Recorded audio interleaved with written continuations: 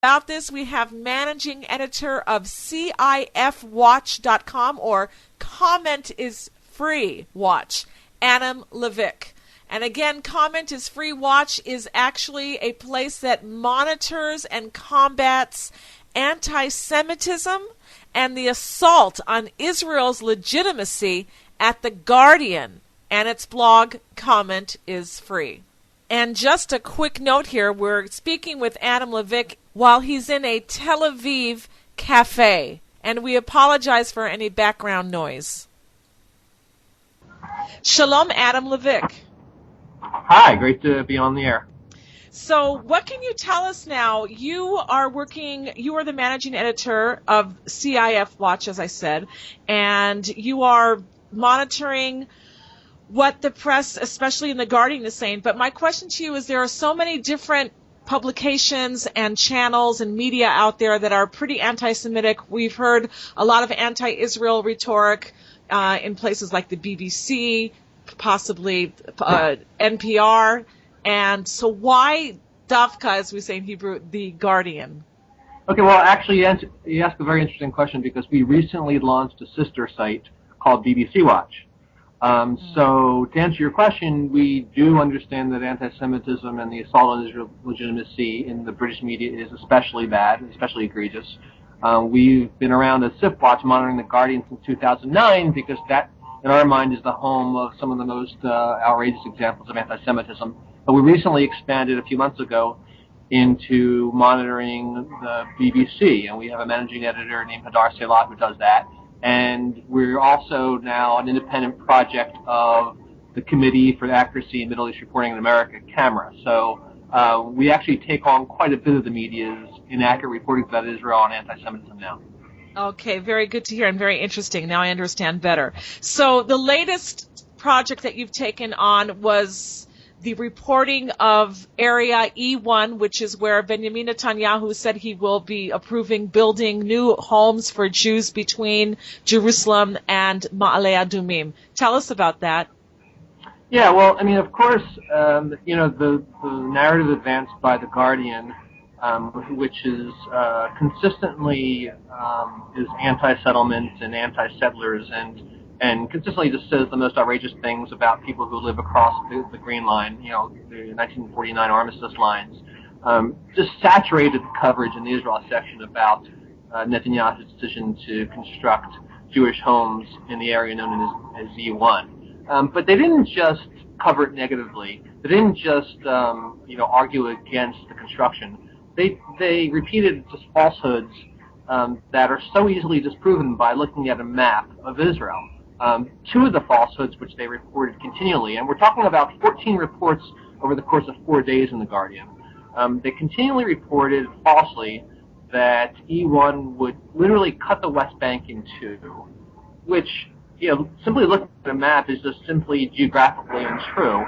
And in fact, the maps that were proposed in the year 2000 by Ehud Barak and the map proposed for a peace plan by Ehud Olmert in 2008, which gave the Palestinians, which they rejected, a contiguous state, included the area known as Ma'ale Adumim on the Israeli side. So it's patently false that they reported that it cuts the West Bank in two, and they also reported falsely that it would cut off eastern Jerusalem from West Bank Palestinians, which again, if you look at a map, is simply not true, that access to eastern Jerusalem to the West Bank is not cut off at all by the proposed construction. So, while The Guardian is free to be anti-Israel, there's a free press in the UK, they're not free as journalists to report falsities as truth. They're journalists, and they repeatedly reported false charges against Israel regarding E1 construction. So what's been the response? Have you published this, and have you published it on The Guardian itself as a talkback?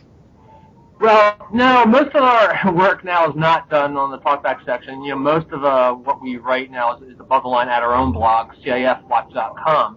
So I published several posts pointing out the error. But more importantly, in addition to posting at our blog, we are in contact with the Guardian readers editor, their kind of public editor. And so we have an outstanding complaint, that we are willing to go to the PCC, which is the Press Complaints Commission in the UK, if we don't get a satisfactory response, complaining that they reported inaccurate information, and by their own standards, they have obligation to correct information that they report by the reporters that's inaccurate. So we have an outstanding complaint at the Guardian, and if we're not satisfied by what we get in response by the Guardian, then we're going to go to the PCC. Have they ever responded in kind where they've fixed their articles, their mistakes, their errors? Yeah, there's been several situations where for instance, there's a Guardian reporter by the name of Chris McGreal. Chris McGreal is supposedly their Washington correspondent, but he writes as much about Israel as he does about Washington. He's fixated on Israel and the Jewish lobby. And he actually used language in one report that was deemed anti-Semitic even by the Guardian readers editor. He was talking about the Jewish lobby, and he referred in one report to what he called the slave-like relationship that exists between Israel and the United States, almost implying that the American administration, President Obama, didn't make his own decisions, but he was controlled in a Slavish manner by Prime Minister Netanyahu. So in other words, the Jews are running the world. Exactly. So that's by the EU working definition of anti-Semitism, that's anti-Semitic. We complain to the Guardian, and they actually upheld our complaint and removed the language in McGreal's report that said Slavish. So at times we are able to get complaints addressed satisfactorily, not often. But this is one we think we're going to win because we think it's a matter of simple geographical evidence. There's nothing ambiguous about the question of whether or not the West Bank is going to be cut in half. It will not be cut in half. It's simply a lie. Right. Okay. I just want to apologize to our listeners again because we're speaking with Adam Levick, who's the managing editor of CIF Watch, and he's in a cafe in Tel Aviv right now, and I hear them making lattes and cappuccinos behind you. But it's nice to know that things are humming in Tel Aviv, so that's really nice. So, Adam, what can you tell us now? You wrote a very interesting article about how Israeli Arabs are really happy, and in fact they're being better educated in Israel. Their test scores are higher here in Israel than they are in other Arab countries in the Middle East. So what can you tell us about that? Yeah, it's interesting because there's all sorts of reports about how happy Israelis are based on global happiness scales. So not happy in the sense that we're thinking of, but just content with their lives, happy being Israelis, patriotic Israelis. We have a mission in the Jewish state, and most Israelis are happy to be living here and wouldn't possibly live anywhere else. But the interesting, according to a recent Democracy Index 2011 poll by the Israel Democracy Institute, is that a large majority of Arab citizens answered yes to the question of whether they're proud to be Israelis. Additionally, they also, in that same poll, demonstrated that a plurality of them agreed that's important, or very important, to strengthen the IDF. So this flies in the face of libelous charges that Israel is an apartheid state, and it goes further. It implies that Israel's Arab citizens are quite proud to be Israelis, the overwhelming majority of them.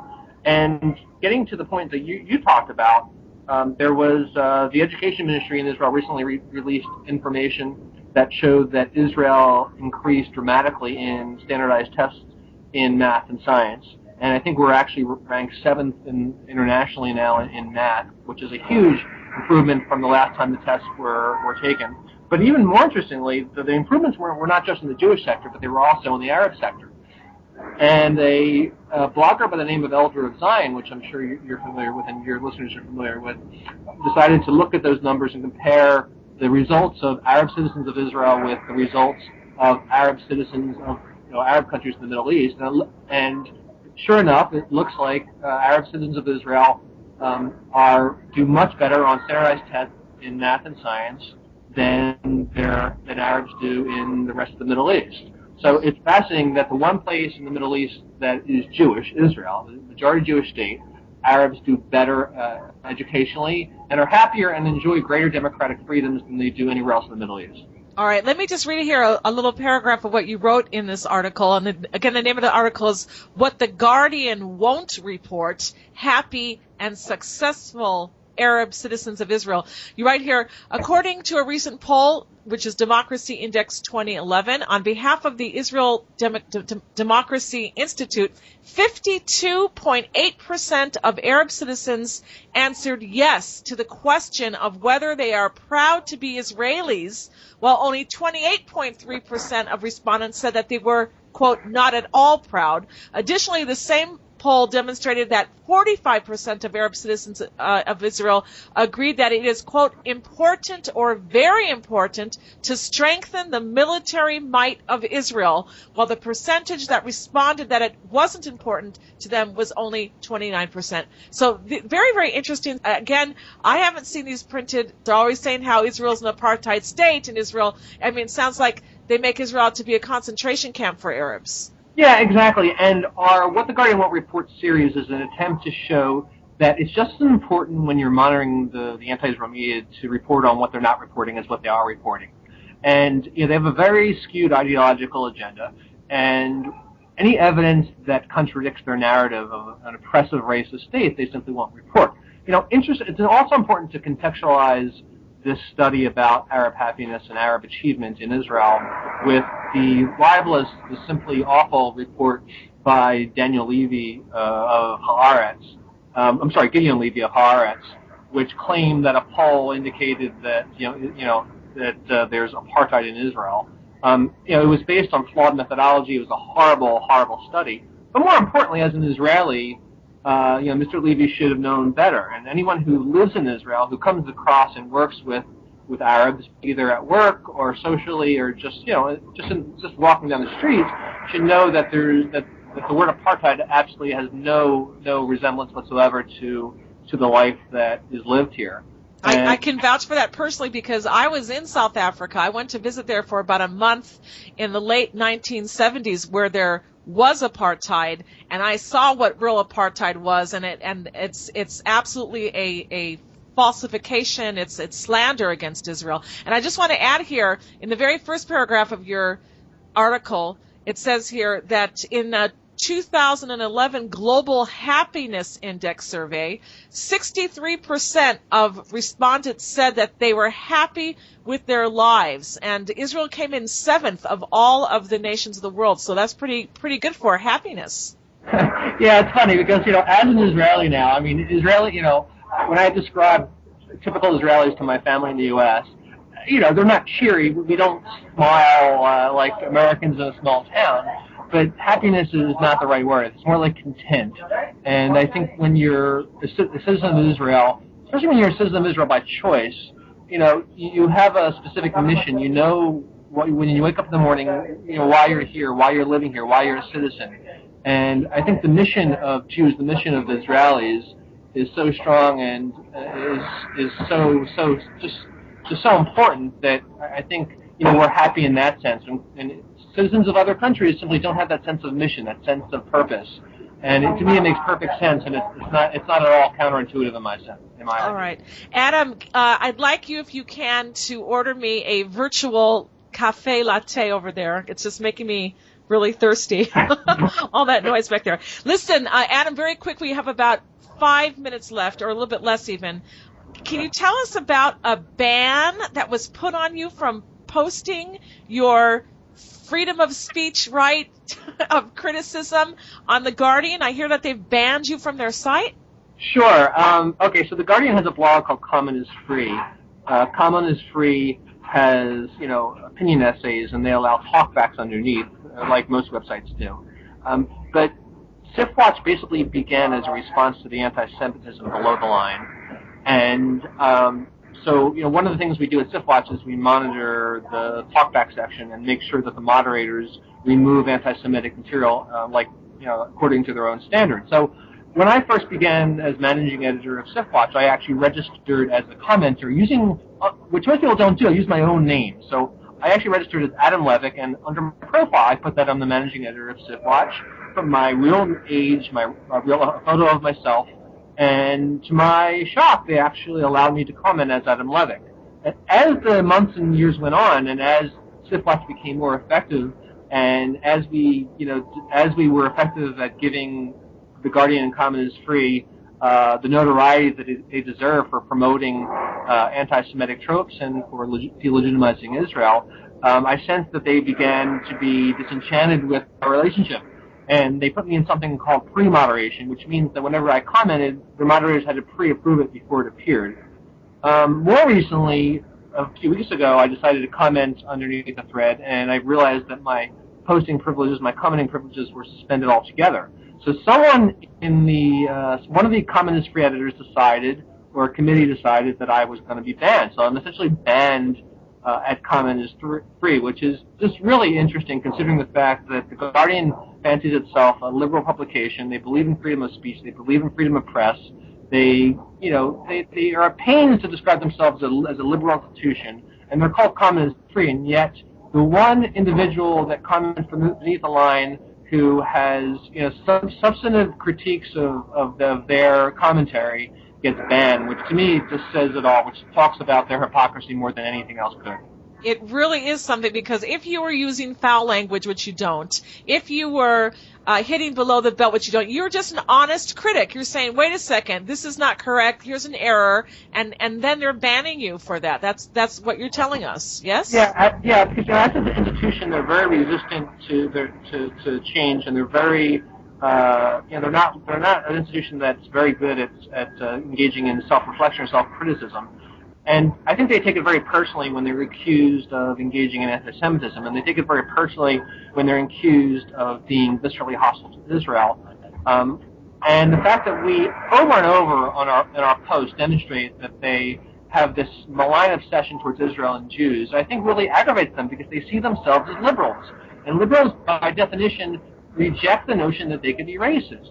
So, people who work at The Guardian, it must drive them crazy to see SIFWatch get the kind of numbers it gets, to see SIFWatch get the kind of recognition it gets for exposing their hypocrisy. So I think it just came to a point where they were so tired of me exposing their hypocrisy, so tired of SIFWatch exposing their hypocrisy, that they decided to ban me. So to me, it's the ultimate vindication of our work. Absolutely. I would like to just remind all of our listeners to take a look at your article on CIFwatch.com. And the article is entitled, What the Guardian Won't Report, Happy and Successful Arab Citizens of Israel. Thank you so much, Adam Levick, for being with us. Thanks for having me on. Much appreciated. And enjoy that coffee there in Tel Aviv. Well. All right. Be well. Thanks so much. Bye. Okay, we have another 2 minutes or so until the end of the segment, so let's read out some of the latest news headlines here at IsraelNationalNews.com. Connecticut schools are on a lockdown following a suspicious person report. Schools in Ridgefield, Connecticut are on lockdown following reports of a, quote, suspicious person possibly armed with a rifle. This reported by Fox News. Ridgefield is approximately 19 miles from Newton, where 20 children and 6 adults were killed Friday when a gunman opened fire at Sandy Hook Elementary School. For the full story, you can go to IsraelNationalNews.com. The deputy mayor of Jerusalem has welcomed the decision to approve the construction of 1,500 housing units in Ramat Shlomo in Jerusalem, saying, quote, the construction freeze in the city, which unfortunately lasted for several years, was brought to an end with the approval of the construction of these new houses, which will provide a partial solution to the housing shortage and the demographic balance of the city. The deputy mayor called on the prime minister and Knesset members to continue to promote construction in Jerusalem and the surrounding areas. And the attorney general and the foreign minister's lawyer agree to a speedy trial. The defense lawyer for foreign minister Avigdor Lieberman from the Israel Beitenu party, who just announced his resignation amid an indictment of breach of trust and fraud, met with Attorney General Yehuda Weinstein, and both agreed that the legal proceedings surrounding Lieberman's case need to be handled as quickly as possible. Also, the Pope meets Mahmoud Abbas, and he calls for courage to reconcile. The Pope received Palestinian Authority Chairman Mahmoud Abbas on Monday today and called on all parties to work together for peace and reconciliation.